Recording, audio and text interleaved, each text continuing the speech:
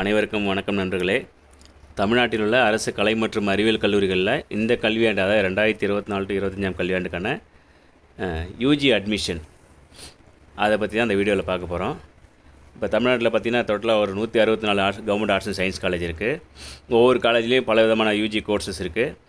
அந்த கோர்ஸுக்கு எப்போ அட்மிஷன் நடக்க போகுது, அதுக்கான கவுன்சிலிங் என்ன, அதாவது முதலாம் கட்ட கலந்தாய்வு ஃபஸ்ட்டு கவுன்சிலிங் எப்போ, செகண்ட் கவுன்சிலிங் எப்போ, இந்த கவுன்சிலிங்லாம் முடிஞ்சு காலேஜ் எப்போ ரிவ்யூ ஓப்பன் ஆகுது, அதை பற்றி தான் இந்த வீடியோவில் டீட்டெயிலாக பார்க்க போகிறோம். அதுக்கு முன்னாடி நம்ம இந்த சேனல் இது வரைக்கும் சப்ஸ்கிரைப் பண்ணாமல் இருந்தீங்க அப்படின்னாக்கா மறக்காமல் சப்ஸ்கிரைப் பண்ணிங்க. சரி, வாங்க வீடியோக்குள்ளே போகலாம். தமிழ்நாட்டில் எத்தனை காலேஜ் இருக்குது அப்படின்னு பார்த்துடலாம். தமிழ்நாட்டில் பார்த்தீங்கன்னா டோட்டலாக 164 கவர்மெண்ட் காலேஜஸ் இருக்குது. இந்த 164 கவர்மெண்ட் காலேஜஸை ஒரு 8 ரீஜனாக பிரிச்சிருக்கிறாங்க, 8 மண்டலமாக. ஒரு மண்டலத்துக்கு எத்தனை காலேஜ் அப்படின்ட்டு ஏரியாவை பொறுத்து.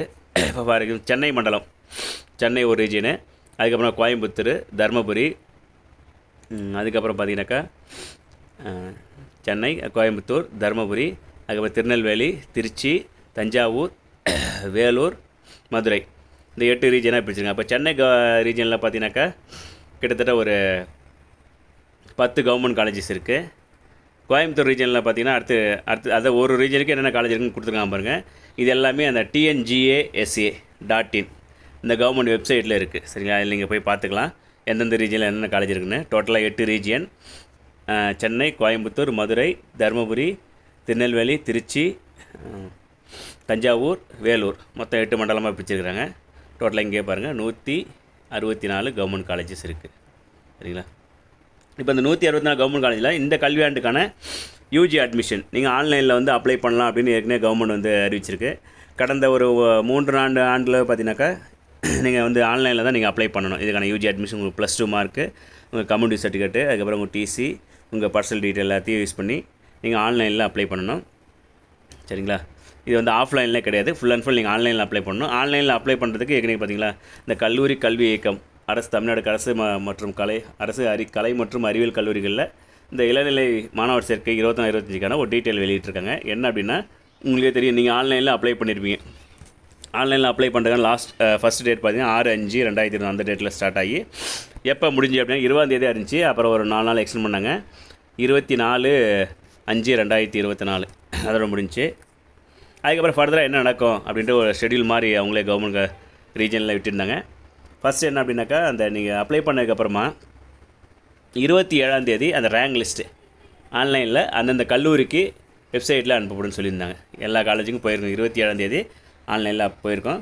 அதுக்கப்புறம் 28 to 30க்குள்ளே சிறப்பு ஒதுக்கீட்டுக்கான கலந்தாய்வு நடந்திருக்கும். கண்டிப்பாக எல்லா காலேஜ்லேயும் பார்த்தீங்கன்னாக்கா இந்த ஸ்பெஷல் கோட்டான்னு சொல்லுவோம் இல்லைங்களா. என்னென்ன ஸ்பெஷல் கோட்டா அப்படின்னாக்கா, மாற்றுத்திறனாளிகள், அதுக்கப்புறம் விளையாட்டு வீரர்கள், அதுக்கப்புறம் முன்னாள் இராணுவத்தினர்கள், தேசிய மாணவர் NCC, பாதுகாப்படை வீரர்கள், எக்ஸர்வீஸ்மேன், இவங்க எல்லாத்துக்கும் பார்த்தீங்கன்னாக்கா இந்த மாணவர்களுக்கான சிறப்பு ஒதுக்கீட்டுக்கான கலந்தாய்வு பார்த்தீங்கன்னா 28 to 30 நடந்து முடிஞ்சிச்சு. எல்லா கல்லூரியிலுமே கண்டிப்பாக நடந்து முடிஞ்சிருக்கும்.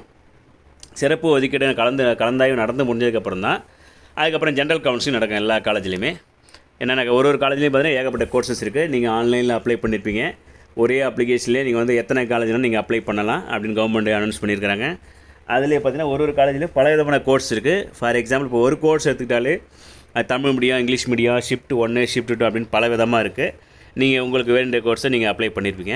சரி, இதுக்கான ஃபஸ்ட்டு கவுன்சிலிங் ஒரு காலேஜில் எப்போ நடக்குது அப்படின்னு பார்த்தீங்கன்னாக்கா, முதல் பொது கலந்தாய்வு கவர்மெண்ட்டே சொல்லிட்டா 10 to 15, 10/6/2024 to 15/6/2024 இந்த டேட்டுக்குள்ளே நடத்தி முடிக்கணும் அப்படின்னு சொல்லியிருக்காங்க. முதல் கட்ட கலந்தாய்வு.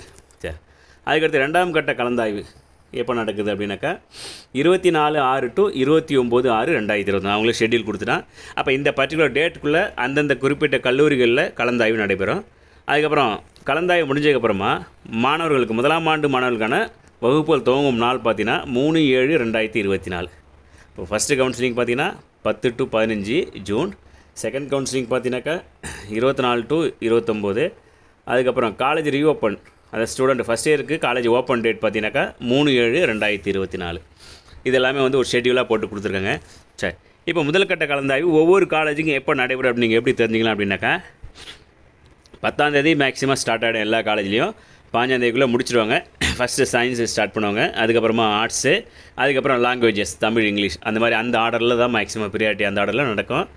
அப்போ நடக்கும்போது ஒவ்வொரு காலேஜ்லேயும் பார்த்தீங்கன்னாக்கா ஒரு கட் ஆஃப் மார்க் ஃபிக்ஸ் பண்ணுவாங்க. நமக்கு மேக்ஸிமம் கட் ஆஃப் மார்க் வந்து 400.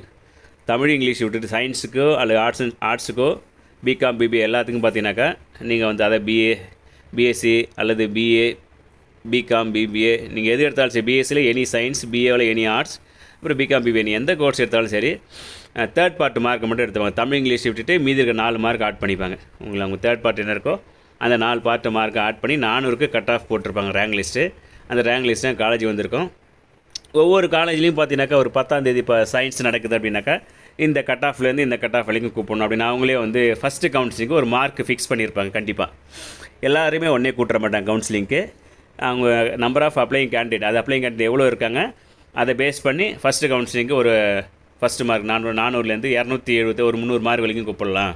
சயின்ஸுக்கு, ஆர்ட்ஸுக்கு ஒரு 250 வரைக்கும் கூப்பிடலாம் அப்படின்னு ஒரு கட் ஆஃப் ஃபிக்ஸ் பண்ணுவாங்க. அப்போ அந்த பர்டிகுலர் கட் ஆஃப் மார்க் மேலே உள்ளவங்க மட்டும்தான் அந்த முதலாம் கட்ட கவுன்சிலிங் அந்தந்த காலேஜில் நடைபெறும். இப்போ இந்த கட் ஆஃப் மார்க் அப்படின்றது காலேஜை பொறுத்து மாறுபடும். சரிங்களா? ஒரு சில காலேஜில் அப்ளிகேஷன் கம்மியாக வந்திருக்கு அப்படின்னாக்கா எல்லாருமே கூப்பிட்றாங்க. ஒரு சில காலேஜில் அப்ளிகேஷன்ஸ் அதிகமாக வந்திருக்கு அப்படின்னாக்கா அந்த particular mark cut off mark fix பண்ணி அதுக்கு மேலே உள்ளவங்க மட்டும் கால் பண்ணி கூப்பிடலாம், அல்லது வாட்ஸ்அப்பில் மெசேஜ் பண்ணலாம், எஸ்எம்எஸில் மெசேஜ் பண்ணலாம். கண்டிப்பாக எல்லாருக்கும் மெயில் வந்திருக்கும். சரிங்களா? அந்தந்த கல்லூரி வெப்சைட்லேருந்தோ அல்லது அந்தந்த கல்லூரியில் துறைகளின் வெப்சைட்லேருந்தோ இமெயில் ஐடி மூலமாக உங்களுக்கு ஒரு மெயில் வந்திருக்கும். இத்தனாந்தேதி அட்மிஷனுக்கு நீங்கள் எல்லாம் வரணும் அப்படின்ட்டு பேரண்ட்ஸோட. அப்போ மெயினாக நீங்கள் போக வேண்டிய அட்மிஷன் வந்து 10ஆம் தேதி ஆரம்பிக்கும். உங்களுக்கு என்றைக்கு வர சொல்கிறாங்களோ அந்த டேட்டில் போங்க. சம்டைம்ஸ் நிறைய பேருக்கு கால் வராமல் கூட வந்துருக்கலாம். அதனால் நீங்கள் முன்கூட்டியே என்ன பண்ணுறீங்க அப்படின்னாக்கா உங்கள் கட் ஆஃப் மார்க் என்னன்னு உங்களுக்கு தெரியும். அது தெரிஞ்சுக்கிட்டு அந்த சம்மந்தப்பட்ட கல்லூரிக்கே நீங்கள் வந்து கால் பண்ணி கேட்கலாம். அட்மிஷன் வந்து எப்போ நடக்குது, என்ன டேட்டில் நடக்குது, எனக்கு கால் வரல, அட்மிஷன் ஷெடியூல் சொல்லுங்கள் அப்படின்னாக்கா அவங்க வெப்சைட்லேயே ஷெடியூல் போட்டுருவாங்க, அதில் சொல்லுவாங்க.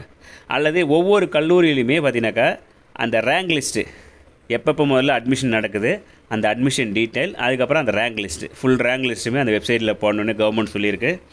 அப்போ அந்த ஃபுல் ரேங்க் லிஸ்ட்டுமே பார்த்தீங்கன்னாக்கா உங்களுக்கு வந்து நீங்கள் ஆட்டோமேட்டிக்காக அந்த கல்லூரி வெப்சைட்டில் நீங்கள் சர்ச் பண்ணாலே அந்த ரேங்க் லிஸ்ட்டு இருக்கும்.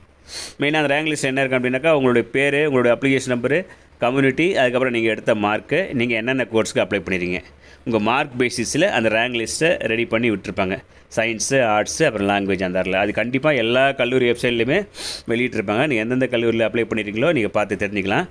அதுக்கப்புறமா வந்து கல்லூரியில் வந்து எப்பப்போ கவுன்சிலிங் அட்மிஷன் நடக்குது, ஃபஸ்ட் கவுன்சிலிங் எப்போ, செகண்ட் கவுன்சிலிங் எப்போ, ஃபஸ்ட் கவுன்சிலிங்கு சயின்ஸு, ஆர்ட்ஸு, லாங்குவேஜஸ்லாம் எப்போ நடக்குது அப்படின்னு ஒரு ஷெட்யூல் போட்டிருப்பாங்க.